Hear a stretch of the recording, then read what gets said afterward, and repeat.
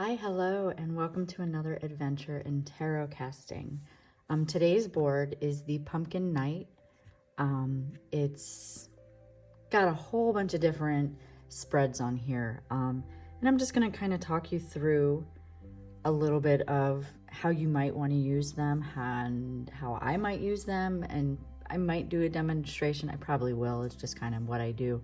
But I just want to show you how there's a bunch of different card placements, right? So if you're new to my world, tarot casting is a system of placing cards and tiles. And when I say tiles, I make these little tarot tiles, and they are wooden with resin.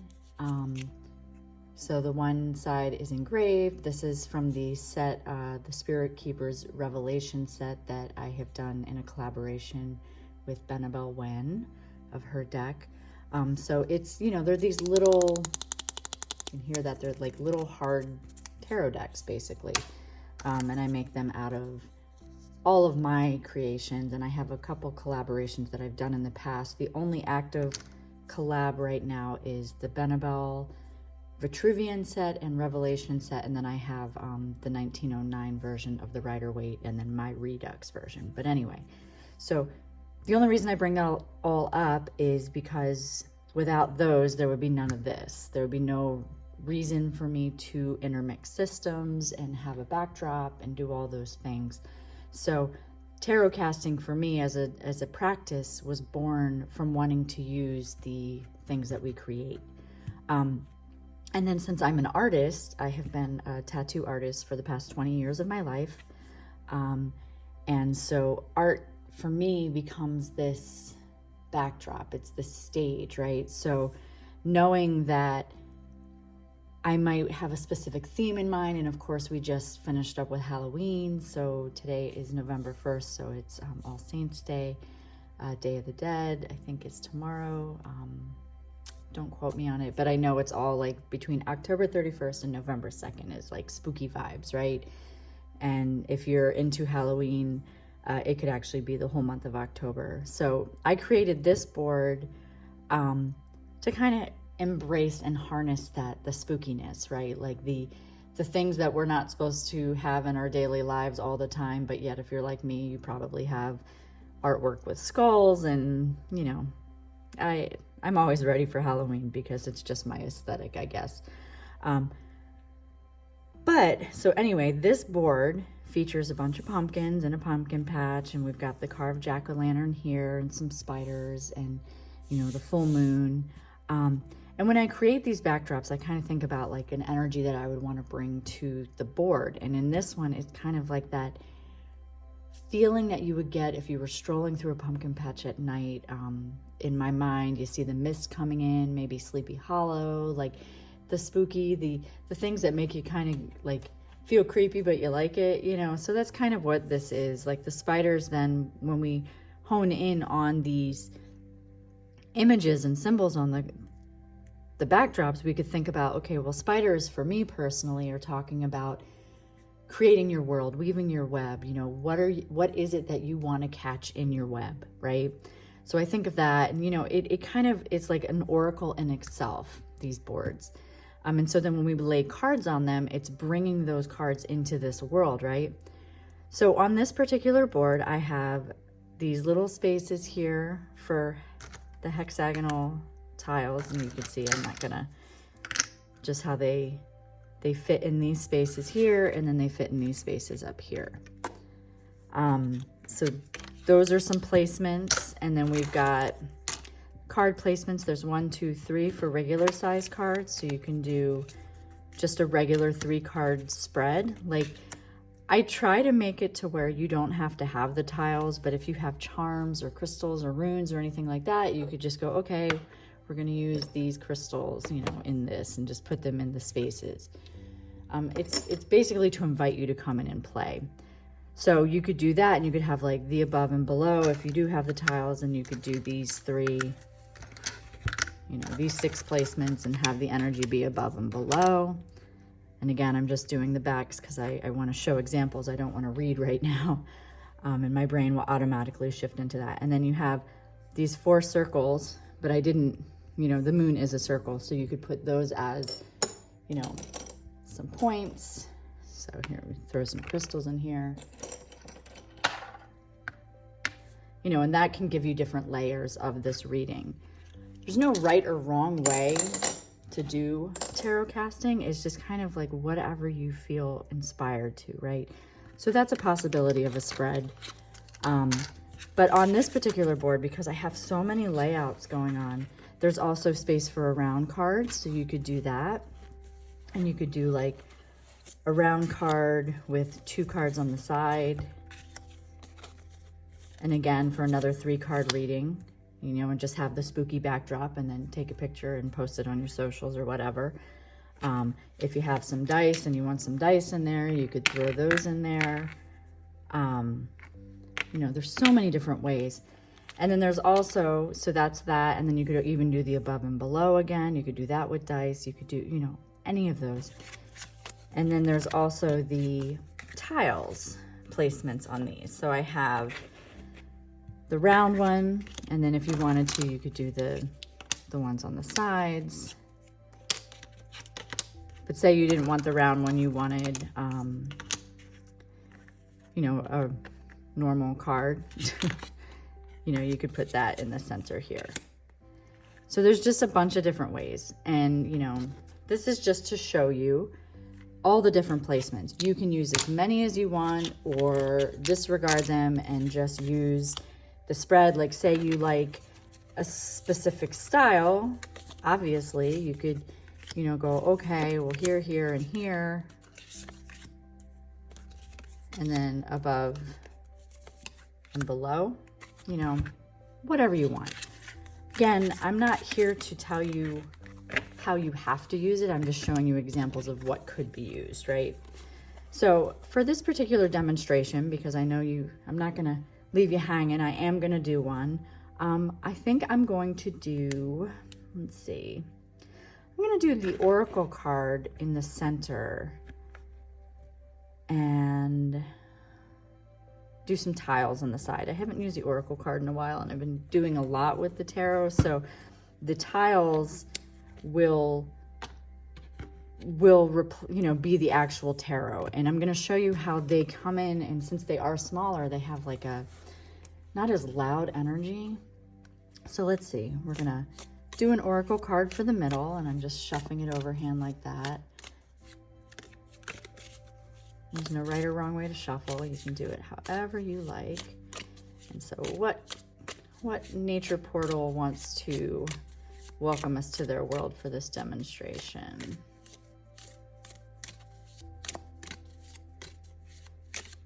Okay, and I've got, ta-da, shark. We would never see a shark in a pumpkin patch unless they are dressed up as, I mean, I can't say never. I just imagine that as a Halloween costume right off the bat. So we have a shark, and when I see shark, what happens with these things, you know, I've got this eerie feeling, a spooky feeling, and I'm thinking, well, maybe the shark is in this context alluding to like fears, right? Like fears of the depth. Maybe you're afraid of the ocean because of sharks, or maybe you're afraid that if you stop swimming, you know, you might die, or you might feel like you won't know what to do next. You know, like I know a lot of us might have been feeling in this constant state of productivity. So I bring that up because sharks, it's like they're constantly in some sort of motion, right? And so doing that, it's like immediately I think about it. And then I could think about the hammerhead shark and how they see things on the peripheral vision too. So it's like really good to tie into maybe what we're not seeing. So immediately when we jump into the board, we think about what the board is, and in this sense it's the pumpkin board. So it's kind of like, you know, you could even think about how pumpkins, they start from something really small and turn into these giant gourds, right? So it's like, what is it that has been growing with you that makes it to where you just feel like you can't stop moving, right? And so this is when we start getting repetitive, that's when I bring in the tiles. I'm just going to grab 3 for each side. One fell on the floor, so we're going to grab that one because it wants to be out. Grab a little handful. Okay, so we've got the 10 of Scepters, the Burden one. So that is the 10 of Wands in Benabelle's deck. And then we have the Emperor. And when I place them, I usually go like left to right, and then the two sides. Do them however you want. This is just me showing a demo, but it's my habits, right? So then we've got the Convalescent, who is the 4 of Swords. Let me put that one there. And then we've got Herald of the Winds.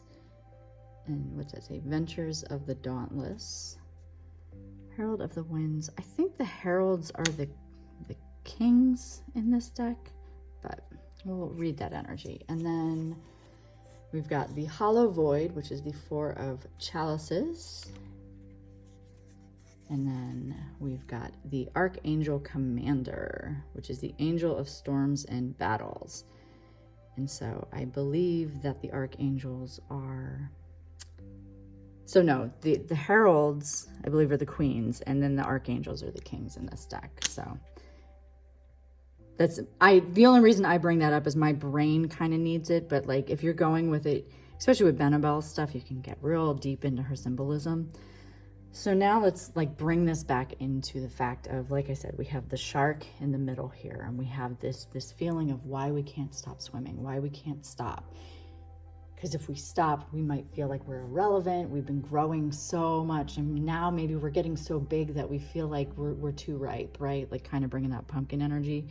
And then you can look in and see how this is also playing with this, and you go, okay, well, the spider's coming down in here, right? Like this is the world we've created for ourselves, but the spider's coming in and saying, okay, well, look at this as a future maybe, and look at this as a past, as what has brought us to this point. It's generally how I read with it.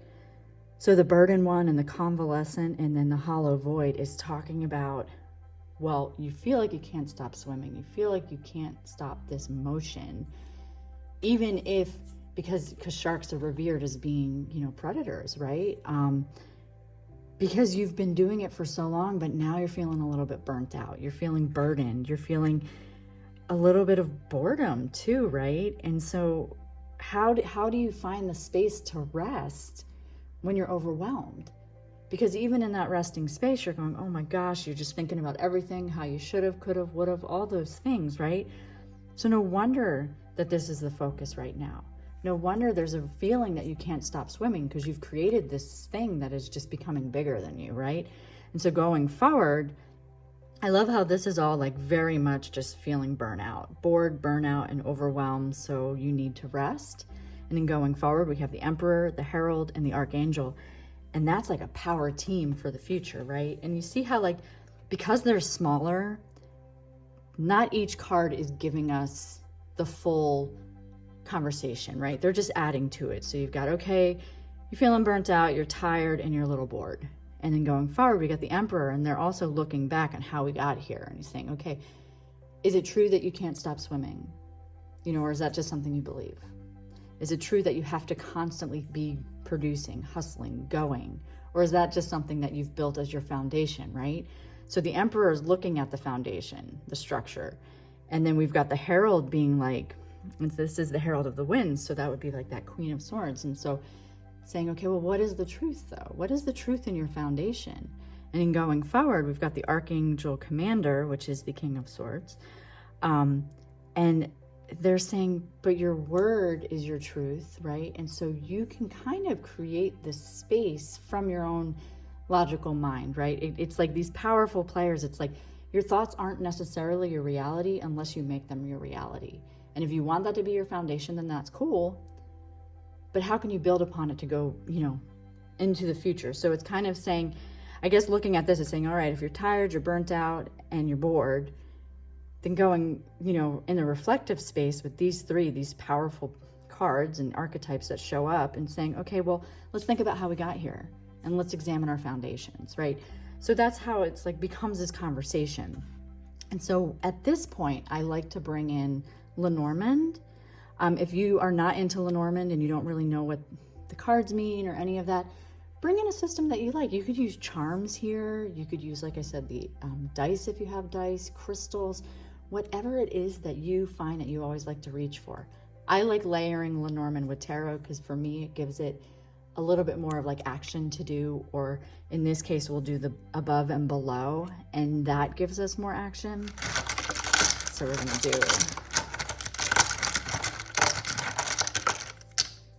so we do above, we've got the crossroads. This is my honey hive Lenormand deck. We've got the worker bee, which is the alternate signifier. It can be 28 and 29. And the fish, which is 34. And then below, we've got 3. And we've got whip. Using that was a fun card to draw. Key and fox. Okay, so above and below. So now, and I just want to stop for a second and just show you that I just love how it almost becomes like this mandala, right? Like this is like when I talk about getting playful with your practice, because now my eyes, even just in seeing this, it's happy to see this. It's happy to see the symmetry, the above and below. Like it's just like playing with patterns, you know. This is where I say you can disregard placements. You could throw something here, and you could keep building out this if you really wanted to. So going back into our sample reading that we have going on, the above energy, we have that crossroads, the worker, and the fish. And so the worker is talking about a signifier. In this case, it could be you. And it's saying, okay, you're at this decision, right? And you're feeling burdened because it's a decision that's kind of like affecting your finances, your abundance in your life, you know. But you still have to do the work, right? Like think about, and this is where you can kind of go off script from Lenormand and say, well, in this particular deck, we have the worker bee. And if you know about bees, worker bees do everything, right? No wonder you're feeling burdened, bored, and tired. You're doing all the work. So now you're at this decision of, what can I delegate? What can I do? Not making a decision is still making that decision, right? So just pick a choice, and you know that no matter what choice you make, because you are the way you are, it's going to bring in some sort of abundance in your life. And so that's where, you know, going into this future position with these 3 key, like big heavy hitters, we know that we got this, right? And so underneath, and this is kind of like that foundation undercurrent, since we have some fish stuff going on up here, we got the whip, the key, and the fox. Fox for me personally is a side hustle entrepreneurial card. It's not always a negative leaning card for me. It's more about strategy and cunning and thinking outside of the box. I say that because it's how I read it. So if you're into Lenormand, you're like, that's not what that means. It is for me. Key, whip, and fox. So with this, I just see that discord, that back and forth, you know, do I want the access? Am I giving the access? Like, what is it that I keep going back and forth on that is maybe opening up new thinking, new strategies for me, or for you, or whatever. So it gets you out of the thing, just understanding that your ability to maneuver this back and forth and see everything that's going on, of course it's got you tired.